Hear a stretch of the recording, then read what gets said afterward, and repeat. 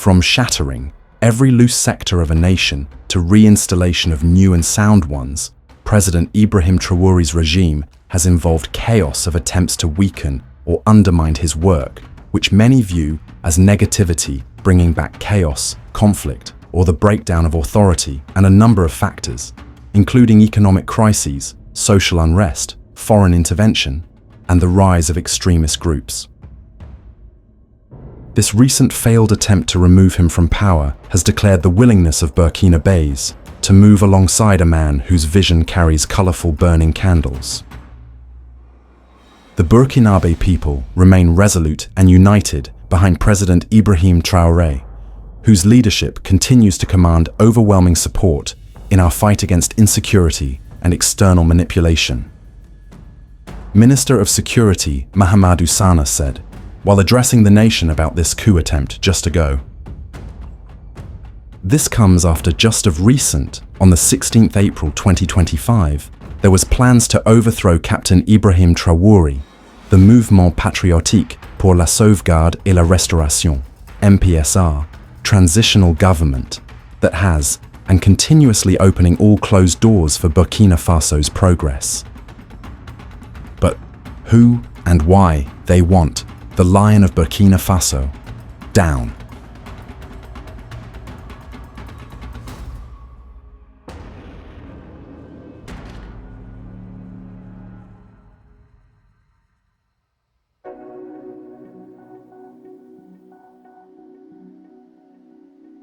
As when it comes to military, every rebellion, conflict, and coup involve masterminds.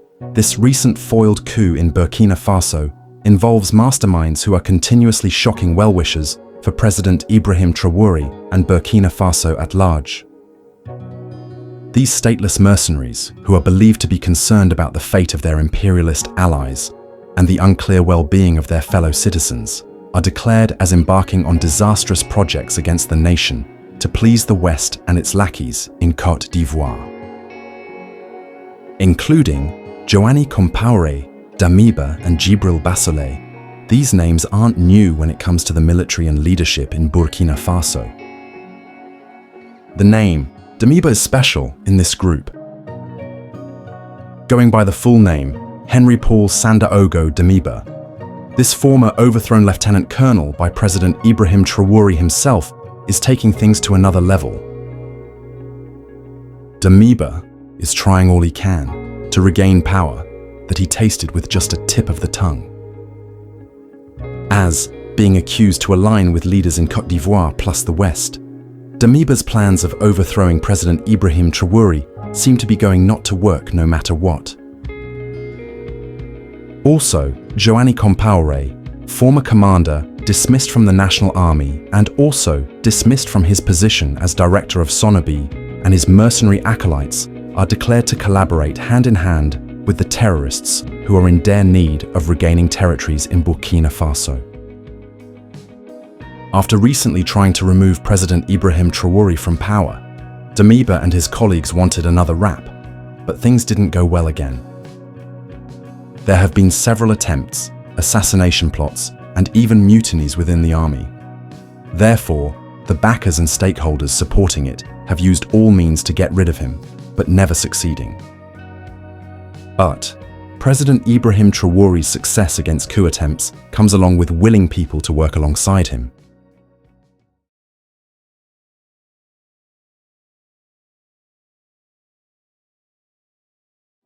One notable goes by the name Umaru Yabre. The captain is lucky that there are people like Umaru Yabre who are willing to fight for him, no matter what comes may. The likes of Yabre are the reason why the captain can be the commander-in-chief and the head of state. People like him keeps him in office and does it out of their duty. That loyalty and the sort of dedication is needed to safeguard the throne. But all this comes with President Ibrahim Traore's brightest vision he carries with him for Burkina Faso. Since assuming leadership in September 2022, Captain Ibrahim Traore has spearheaded a bold transformation, breaking away from entrenched foreign influence and steering the country towards self-reliance. President Ibrahim Traore's administration has challenged traditional power dynamics, driven economic reforms, and ignited a renewed sense of sovereignty. President Ibrahim Traore has shown that now is the time for African leaders and citizens to unite in defense of their sovereignty. But such bold steps often come at a cost. Accusations from the West, claiming that Traore has diverted Burkina Faso's gold reserves for personal security rather than national welfare, mirror a troubling pattern, bring confusion that can lead to destabilization of his plans for Burkina Faso.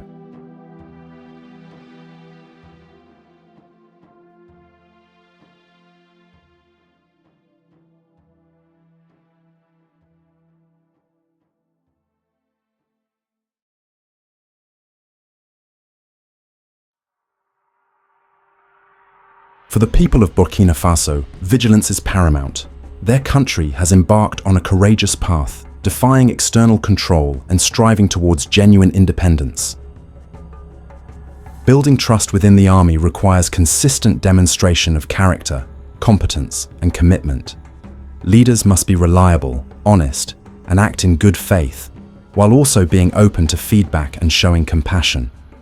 Creating a safe environment for open communication and valuing the contributions of team members are also crucial for fostering trust.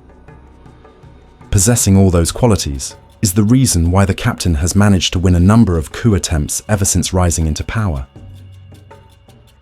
Mission command is fundamental to the way the army carries out duties. It is rooted deeply in the army doctrine, and it is how commanders lead. President Ibrahim Traore has embodied the values the Burkinabe army expects from him, such as integrity, honesty, and respect. The captain has enjoyed popular support throughout the country. Traore's position is much more precarious. To shore up his position, Traore launched a restructuring drive. This has included redirecting revenues from taxes, the mining sector, and other sources of public revenues into defense coffers. And also, mobilization of volunteers to first fight violent extremists as part of the Volunteers for the Defense of the Homeland, and then shift effort towards the broader economic development of Burkina Faso. But remember, in order to bring out the real magic of bread, you need to have some batter. But which batter are we talking about here?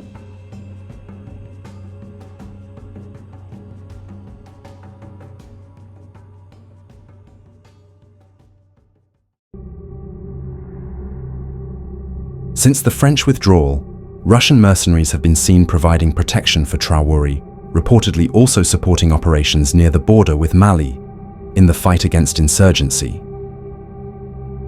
The Russian presence in Burkina Faso has not only smoothened operations, but also changed the discipline of the Burkinabe army in the fight against militant groups.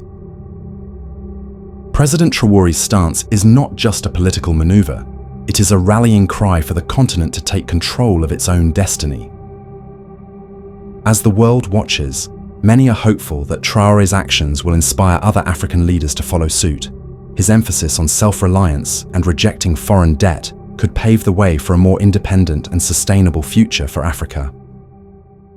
In the eyes of many, President Ibrahim Traore is not just a leader of Burkina Faso, he is a symbol of a new Africa, an Africa that is ready to stand on its own, harness its wealth, and build a future free from the chains of foreign debt.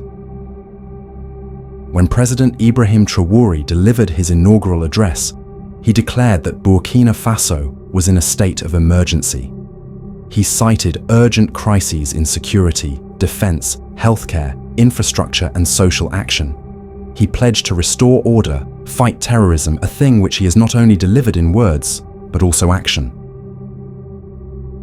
The fruits of his work have soared during this time. When Ghana hosted President John Mahama's inauguration on January 7th, President Traore received the loudest applause among the 21 African leaders in attendance. This reaction was not merely ceremonial. It captured a deepening sentiment across much of the continent, particularly among the youth, that views military leadership as a viable antidote to political dysfunction.